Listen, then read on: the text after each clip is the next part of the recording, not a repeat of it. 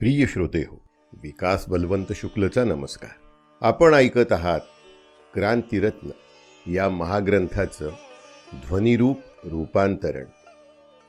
या ग्रंथाची मूळ संकल्पना प्रेरणा राजेश खवले यांची असून श्रीयुत राजेश खवले, श्रीयुत विश्वनाथ शेगावकर, श्रीयुत प्रकाश अंधारे, श्रीयुत अशोक गेडाम, श्रीयुत विजय लोखंडे, श्रीयुत राहुल तायडे, श्रीयुत अतुल दोड, श्रीयुत प्रताप वाघमारे, श्रीयुत विनय गोसावी या निर्मिती मंडळाची ही निर्मिती आहे.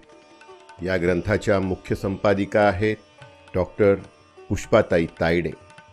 सहसंपादक आहेत doctor Satish Pawde, doctor Deepak Suryavanshi, doctor Chandrakant Sardar, श्रीयुत सतीश जामोदकर आणि श्रीयुत प्रकाश अंधारे यांनी प्रस्तुत महाग्रंथाचं संपादन केलं आहे.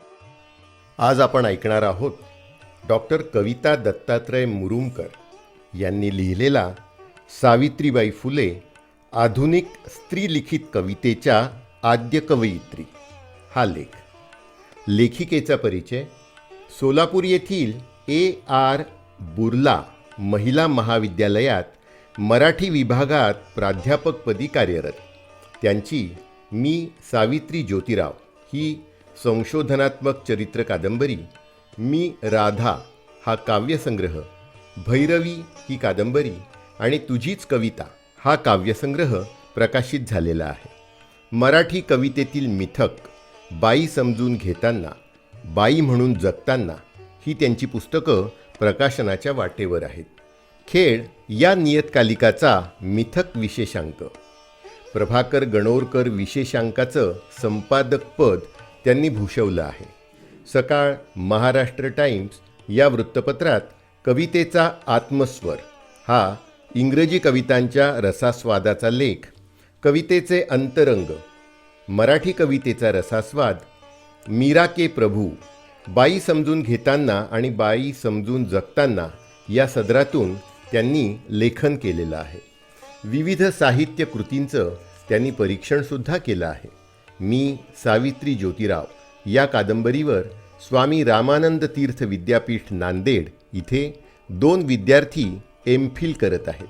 याच कादंबरीचा नांदेडच्या स्वामी रामानंद तीर्थ विद्यापीठाच्या अभ्यासक्रमात समावेशसुद्धा झालेला आहे. नांदेडच्या स्वामी रामानंद तीर्थ मराठवाडा विद्यापीठाच्या पदवीच्या तृतीय वर्षाच्या अभ्यासक्रमात मराठी भाषिक कौशल्ये आणि विकास या अभ्यासक्रमात नेमलेल्या पाठ्यपुस्तकात पटकथा या विषयावर त्यांनी लेखन केलं आहे. महाराष्ट्र राज्य साहित्य संस्कृती मंडळ मुंबई यांच्याकडून मिळालेल्या स्त्रीशतक, स्त्रीलिखित आधुनिक मराठी कविता, परंपरा, प्रेरणा आणि योगदान या विषयाच्या बृहत प्रकल्पावर त्या सध्या कार्यरत आहेत. तर ऐकूया सावित्रीबाई फुले आधुनिक स्त्रीलिखित कवितेच्या आद्य कवयित्री हा डॉक्टर कविता दत्तात्रय मुरुमकर यांचा लेख. लेख मोठा असल्यामुळे आपण तो 2 भागात ऐकणार आहोत. आज ऐकूया लेखाचा पहिला भाग. स्त्री शिक्षणाच्या प्रणेत्या, आद्य शिक्षिका आणि आधुनिक मराठीतील आद्य कवयित्री सावित्रीबाई फुले यांचा जन्म 3 जानेवारी 1831 नायगाव, तालुका खंडाळा, जिल्हा सातारा इथे झाला. इसवी सन 1840 साली ज्योतिराव फुले यांच्याशी सावित्रीबाई यांचा विवाह झाला. लग्नाच्या वेळी सावित्रीबाई फुले यांचं वय 9 वर्ष तर ज्योतिरावांचं 13 वर्ष होतं. महात्मा फुले यांनी सावित्रीबाईंना शिकवलं. 1 जानेवारी 1848 रोजी पुणे इथे भिडेवाड्यात त्यांनी पहिली मुलींची शाळा काढली. भारतातील ब्रिटिश साम्राज्याच्या कालखंडातील एतद्देशीय व्यक्तीने काढलेली ही पहिली मुलींची शाळा ठरली. या शाळेत सावित्रीबाईंनी शिक्षिकेचं काम केलं. याच शाळेत पुढे त्यांनी मुख्याध्यापक म्हणून सुद्धा काम केलं. महात्मा फुले यांच्या समाज सुधारणेच्या कार्यात त्यांनी सक्रिय सहभाग घेतला. त्या काळात विधवा गरोदर राहत, त्यामुळे त्या आत्महत्या करीत किंवा भ्रूणहत्या करीत. या समस्येवर उपाय म्हणून महात्मा फुले यांनी बालहत्या प्रतिबंधक गृह सुरू केलं. सावित्रीबाई फुले यांनी या बालहत्या प्रतिबंधक गृहासाठी अहोरात्र कष्ट घेतले. काशीबाई या ब्राह्मण विधवेचे मूल त्यांनी दत्तक घेतले. त्याचे नाव यशवंत असे ठेवले. सावित्रीबाई फुले यांनी विधवांचे केशवपन बंद करण्यासाठी नाभिक समाजातील लोकांना प्रबोधन करून त्यांचा संप घडवून आणला. तसंच पुनर्विवाहाच्या कायद्याचं समर्थन केलं. सत्यशोधक समाजाच्या कार्यात सावित्रीबाई फुले यांनी सहभाग घेतला. महात्मा फुले यांच्या निधनानंतर सावित्रीबाई फुले यांनी सत्यशोधक समाजाच्या कार्याची धुरा वाहिली. सावित्रीबाई फुले यांचा पहिला काव्यसंग्रह काव्य फुले हा 1854 साली प्रकाशित झाला. 52 कशी सुबोध रत्नाकर हा त्यांचा दुसरा काव्यसंग्रह 1891 साली प्रकाशित झाला. सावित्रीबाई यांनी स्फुटलेखनही केलं आहे. त्याशिवाय त्यांनी गृहिणी या मासिकात लेखसुद्धा लिहिलेले आहेत. त्यांची काही भाषणंसुद्धा प्रकाशित आहेत. इसवी सन 1896 सालातल्या दुष्काळात मदत करण्यासाठी सावित्रीबाईंनी सक्रिय सहभाग नोंदवला. इसवी सन 1896-97 सालाच्या दरम्यान पुणे आणि परिसरात प्लेगची साथ आली. तेव्हा प्लेग पीडितांसाठी पुण्याजवळ सासणे यांच्या माळावर त्यांनी दवाखाना सुरू केला आणि रोग्यांना त्यांनी दवाखान्यात पाठवण्याची सोय केली. प्लेगच्या रोग्यांची सेवा करता करता सावित्रीबाई फुले यांनाही प्लेग झाला आणि त्यामुळे 10 मार्च 1897 रोजी त्यांचं निधन झालं. सावित्रीबाई फुले यांनी ज्योतिराव फुले यांना लिहिलेली 3 पत्र सावित्रीबाई फुले यांची वैचारिक भूमिका स्पष्ट करणारी आहेत. पहिले पत्र 1856 मधील आहे, दुसरे 1868 आणि तिसरे 1878चे आहे. ही तिन्ही पत्र महाराष्ट्र राज्य साहित्य आणि संस्कृती मंडळाने प्रकाशित केलेल्या सावित्रीबाई फुले समग्र वाङ्मय या ग्रंथात उपलब्ध आहेत. प्रस्तुत लेखात मुलगी, पत्नी, आई, सून, शिक्षिका, कवयित्री, समाजसेविका आणि समाजमाता या अष्टपैलू भूमिका यथार्थपणे निभावणाऱ्या सावित्रीबाईंच्या अंतर्मनातली स्पंदनं त्यांच्या कवितेतील पुराव्यांच्या आधारे जाणून घेण्याचा उत्कट प्रयत्न मी केला आहे. उत्कट संवेदनशीलता, दूरदृष्टी, प्रयोगशीलता, क्रांतिकारी विचार, धैर्य, धाडस हे गुण अंगी असलेल्या आणि बाईपणाच्या गाभ्यातून उत्कटपणे जगण्याला सामोरे जाणाऱ्या स्त्रीचा जीवनप्रवास या कवितातून उलगडत जातो. सावित्रीबाई फुले यांच्या काव्य फुले या काव्यसंग्रहात आत्मपर कविता, निसर्ग कविता, सामाजिक कविता, कवी आणि काव्यविषयक कविता, प्रार्थनापर कविता, उपदेशपर कविता, व्यक्तिचित्रणात्मक कविता अशा विविध प्रकारच्या आशयांवर कविता दिसून येतात. अशिक्षित, अज्ञानी आणि शोषित समाजाला शिक्षित, साक्षर आणि सज्ञानी बनवण्याची तळमळ त्यांच्या अनेक कवितातून दिसून येते. समाज प्रबोधन आणि समाज परिवर्तन ही सावित्रीबाई फुले यांच्या कवितेची प्रमुख आशयसूत्र असल्याचे दिसून येते. सावित्रीबाई फुले यांनी आत्मपर कविता लिहून आपल्या भावजीवनाचा आलेख शब्दांकित केला आहे. त्यांनी माझी जन्मभूमी, ज्योतिबांना नमस्कार, संसाराची वाट या आत्मपर कविता लिहिल्या. माझ्या जीवनात ज्योतिबा स्वानंद, जैसा मकरंद कळीतला या काव्य ओळीतून सावित्रीबाईंच्या भावविश्वात असलेलं ज्योतिराव फुले यांचं स्थान अधोरेखित होतं. सावित्रीबाई फुले यांना ज्योतिरावांकडून शिक्षणाची आणि समाजकार्याची मिळालेली प्रेरणा, त्यांनी शूद्र आणि अतिशूद्रांसाठी केलेलं कार्य, स्त्रियांच्या उद्धाराचं आणि शिक्षणविषयक त्यांचं कार्य, महात्मा फुले यांची जीवनदृष्टी याविषयी सावित्रीबाई फुले आपल्या कवितांमधून कृतज्ञता व्यक्त करतात. शिक्षणासाठी जागे व्हा, इंग्रजी माऊली, तयास मानव म्हणावे का, अज्ञान, मनू म्हणे, शूद्रांचे दुखणे, नवस, शूद्र शब्दाचा अर्थ, शूद्रांचे परावलंबन, ब्रह्मवंती शेती, बळीस्त्रोत, सावित्री आणि ज्योतिबा संवाद इत्यादी अनेक सामाजिक कवितातून सावित्रीबाई फुले यांनी शिक्षणाचं महत्त्व पटवून देण्याचा प्रयत्न केला आहे. इंग्रजी भाषेचं महत्त्व सांगताना इंग्रजी माऊली या कवितेत सावित्रीबाई म्हणतात, इंग्रजी माऊली, इंग्रजी वैखरी, शूद्रांना उद्धारी मनोभावे. इंग्रजी भाषेच्या शिक्षणामुळे शूद्र आणि अतिशूद्र समाज हा ज्ञानसंपन्न होऊन प्रगती करणार आहे असं सावित्रीबाईंना वाटतं. इंग्रजी भाषेच्या शिक्षणामुळे महात्मा फुले यांना पाश्चात्य विचारवंत थॉमस पेन यांच्या लेखनातून आणि विचारातून प्रेरणा मिळाली होती.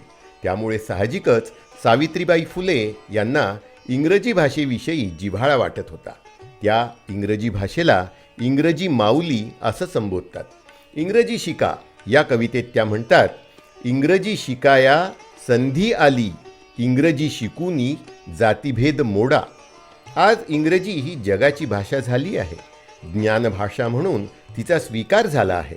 त्या पार्श्वभूमीवर सावित्रीबाईंचं द्रष्टेपण खूप काही सांगून जाणारं आहे. इंग्रजी भाषा आत्मसात केल्यामुळे बहुजनांना आत्मभान येणार आहे याचा अंदाज सावित्रीबाई फुले यांना त्या काळी आला होता. आधुनिक स्त्रीलिखित कवितेच्या जनक हा बहुमान सावित्रीबाई फुले यांचा आहे. तत्कालीन व्यवस्थेने सावित्रीबाई फुले यांची कविता नाकारली होती. सावित्रीबाई फुले यांच्या कवितेने समाज प्रबोधन करत शिक्षणाचं महत्त्व पटवून देण्याची भूमिका यथार्थपणे निभावली. सावित्रीबाईंच्या कवितेने मनुष्यत्वाचा शोध घेत सामाजिक परिवर्तन केलं. पेशवाईचं बुडणं आणि इंग्रजांचं एकछत्री राज्य स्थापन होणं या संक्रमणावस्थेतून जाताना झालेले मानसिक, सामाजिक आणि सांस्कृतिक पडसाद त्यांच्या कवितेत दिसून येतात. कर्मकांडाला नकार, जातीभेदाला विरोध, समता आणि बंधुत्वाचा पुरस्कार, शिक्षणाचा प्रसार, अपप्रवृत्तींवर निषेध, मूल्य संघर्ष, अंधश्रद्धा आणि रूढी परंपरेवर प्रहार ही मूल्ये सावित्रीबाई फुले यांच्या कवितेत दिसून येतात. सावित्रीबाईंच्या काव्यरचना विविध विषयांवर आहेत. तरल संवेदना व्यक्त करणाऱ्या त्यांच्या कवितेतील निसर्ग संवेदना तितकीच उल्लेखनीय आहे. काही कविता उपदेशात्मक स्वरूपाच्या आहेत. समाज सुधारणेची तळमळ या कवितांच्या केंद्रस्थानी दिसून येते. सावित्रीबाईंच्या भावविश्वात असलेलं महात्मा फुले यांचं स्थानही काही कवितातून दिसून येतं. तारा राणी आणि आई आऊ यांच्याविषयी लिहिलेल्या कवितातून व्यक्तिचित्रणाचा विलक्षण प्रत्यय येतो. समाज प्रबोधन आणि चिंतनशीलता ही सावित्रीबाई यांच्या कवितेची आशयसूत्रे आहेत. सावित्रीबाई यांनी माझी जन्मभूमी, ज्योतिबांना नमस्कार, संसाराची वाट या आत्मपर कविता लिहिल्या. माझी जन्मभूमी या कवितेत त्या म्हणतात, नाय गाव हे माझे माहेर, जुनाट गाव खेडे, तयाचे छान गीत पवाडे. रामकाली होती माकडे पांडवांचे कोल्हे, पुढे ते रठ्ठवंशी झाले. शिवप्रभूने राज्य स्थापिले कुणबी मराठ्यांचे, स्वराज्य झाले लोकहिताचे. नायगाव खेडे सुखसमृद्धीचे असे, चालवी पाटील की कारभारी नेवसे. याच कुळामध्ये मी नारी जन्म घेतसे, अशी जन्मभू मला वंदनीय, प्रेम तियेवर जडे, गातसे तिचे गीत चहूकडे. 12 बलुती 12 अलुती, कितीक जाती जमाती, शिवारात या सुखे नांदती. पाऊस पाणी छान पडतसे, येती पिके सारी, विहिरीवर फळे फुले गोजिरी. गुलजार पक्षी गाती मनोहर, फिरती फुलपाखरे, ऐसा निसर्ग तिथे वावरे. बळीराजा थोर, होई शेतकरी दानशूर, जणू माझी जन्मभूमी, बळीचे कश्यपपूर. आत्मपर कवितेत सावित्रीबाई फुले महात्मा ज्योतिराव फुले यांच्या समाजकार्याचं कौतुक करताना दिसून येतात. त्यांच्या आयुष्यातील ज्योतिरावांचं अनन्यसाधारण महत्त्व या कवितांमधून दिसून येतं. सावित्रीबाईंनी आपलं समग्र आयुष्यच ज्योतिरावांच्या कार्याला वाहून घेतलं होतं. सावित्रीबाईंच्या भावविश्वात असलेले ज्योतिराव फुले यांचं स्थान व्यक्त करण्यासाठी त्या कळीतल्या मकरंदाची प्रतिमा योजतात. आपल्या भावविश्वातलं ज्योतिरावांचं स्थान अधोरेखित करताना त्या म्हणतात, माझ्या जीवनात ज्योतिबा स्वानंद, जैसा मकरंद कळीतला. 52 कशी सुबोध रत्नाकर हा सावित्रीबाई फुले यांचा दुसरा काव्यसंग्रह. महात्मा फुले यांच्या मृत्यूनंतर तो प्रकाशित झाला. या काव्यसंग्रहात सावित्रीबाई फुले आपल्या काव्याची प्रेरणा महात्मा फुले हे असल्याचं नमूद करतात. ज्यांच्यामुळे सावित्रीबाई कविता करू शकल्या, ज्यांच्या कृपेने ब्रह्मानंद झाला, ज्यांनी कविता रचण्याची बुद्धी दिली ते ज्योतिराव फुले आहेत. त्यामुळे सावित्रीबाई ज्योतिरावांना कवितेतून प्रणाम करतात. जयाचे मुळे मी कविता रचिते, जयाचे कृपे ब्रह्म आनंद चित्ते, जयाने दिली बुद्धी ही सावित्रीला, प्रणामा करी मी यती ज्योतिबाला. सावित्रीबाई यांना ज्योतिरावांकडून शिक्षणाची आणि समाजकार्याची मिळालेली प्रेरणा, त्यांनी शूद्र अतिशूद्रांसाठी केलेलं कार्य, स्त्रियांच्या उद्धाराचं आणि शिक्षणविषयक त्यांचं कार्य, महात्मा फुले यांची जीवनदृष्टी याविषयी सावित्रीबाई आपल्या कवितेत नोंदी करतात. सावित्रीबाई यांच्या कवितेत निसर्ग संवेदनही आढळून येतं. सावित्रीबाई यांनी पिवळा चाफा, जाईचे फूल, जाईची कळी, गुलाबाचे फूल, फुलपाखरू, फुलाची कळी, मानवसृष्टी आणि मातीची ओवी या कवितांमधून निसर्गातील प्रतिमांचा वापर केलेला दिसून येतो. पिवळा चाफा या कवितेत सावित्रीबाई यांनी चाफ्याच्या पिवळ्या रंगाचं, गंधाचं, त्यागाचं, काव्य करण्यास प्रवृत्त करण्याचं, रसिक मनाला तृप्त करण्याचं आणि शेवटी त्याच्या कोमेजण्याचं आणि नष्ट होण्याचं वर्णन कवितेत केलं आहे. जाईची कळी, जाईचं फूल आणि गुलाबाचं फूल या 3 कविता सारख्याच शीर्षकाच्या वाटत असल्या तरी आशयदृष्ट्या त्या वेगवेगळ्या आहेत. जाईचं फूल या कवितेतून सावित्रीबाई यांनी मानवी प्रवृत्तीवर नेमकेपणाने बोट ठेवलं आहे. अक्षरछंदात ही रचना केली असून या कवितेत त्या म्हणतात, फूल जाईचे पाहत असता ते मज पाही मुरका घेऊन, रीत जगाची कार्य झाल्यावर फेकून देई मजला हुंगून. अनेक गोष्टींचा आपण उपभोग घेतो आणि काम संपलं की त्यांना आपण फेकून देतो. ही मानवी प्रवृत्ती सावित्रीबाई आपल्या कवितेत अधोरेखित करतात. गुलाबाचं फूल आणि कण्हेरीचं फूल, डोमकावळा आणि राजहंस, कृष्ण आणि कंस यांच्या गुणवैशिष्ट्यातील भिन्नता सांगताना त्या म्हणतात, गुलाबाचे फूल आणि कण्हेरीचे स्वरूप दोघांचे एक दिसे, डोंब कावळा तो नसे राजहंस, कृष्ण आणि कंस दुजे असे. मानव व सृष्टी, मातीची ओवी, फुलपाखरू आणि फुलाची कळी या निसर्ग कविता उल्लेखनीय आहेत. सावित्रीबाईंनी पिवळा चाफा, जाईचे फूल, जाईची कळी, गुलाब फूल या कविता लिहून आपल्या तरल संवेदना अभिव्यक्त केल्या. कोण कुठली कळी फुलांची, जुनी विसर नवीन पाही, रीत जगाची उच्छृंखुलही, पाहून या मी स्तिमित होई. फुलपाखरांवर केलेल्या एका कवितेत त्या म्हणतात, सतेज डोळे पवळे रंगी, बोलके होते हसरे त्याचे, पंख रेशमी त्यावर गोल, लहान मोठे पीतरंगाचे. फुलपाखरू आणि फुलाची कळी या कवितेत सावित्रीबाईंनी निसर्ग प्रतिमांचा वापर करत समाजातील पुरुषांची चंचल प्रवृत्ती अधोरेखित केलेली आहे. या कवितेच्या पहिल्या चरणात फुलपाखराचं वर्णन येतं. दुसऱ्या चरणात कळीचं वर्णन करून कळी आणि फुलपाखरू एकमेकांच्या प्रेमात कसे पडतात याचं वर्णन येतं. सावित्रीबाईंना वाटतं, कळीने फुलपाखराची वाट पाहणं, फुलपाखराने कळीतला मध शोषून घेणं, चव घेऊन दुसऱ्या कळीकडे जाणं ही फुलपाखराची प्रवृत्ती आहे. तशीच ती पुरुषाचीही आहे. या निसर्ग प्रतिमांच्या आधारे सावित्रीबाई पुरुषी मनोवृत्तीवर प्रकाश टाकतात. मानव आणि सृष्टी या कवितेत पाऊस पडल्यानंतर सावित्रीबाई शिवारात होणाऱ्या बदलांचं वर्णन करतात.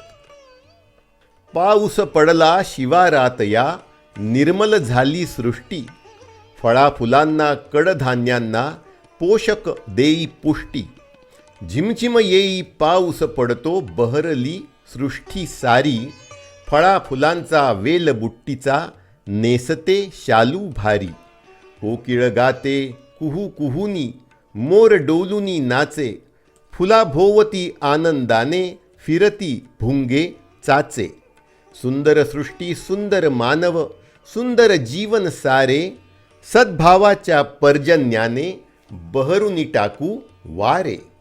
मानवी जीवन हे विकसूया, भय चिंता सारी सोडून या, इतरा जगवू स्वतः जगूया, मानव प्राणी निसर्गसृष्टी द्वयशिक्क्याचे नाणे, एकच असे ते म्हणून सृष्टीला शोभवू मानव लेणे. लेख मोठा असल्यामुळे आपण तो 2 भागात ऐकणार आहोत. या ठिकाणी लेखाचा पहिला भाग समाप्त झाला.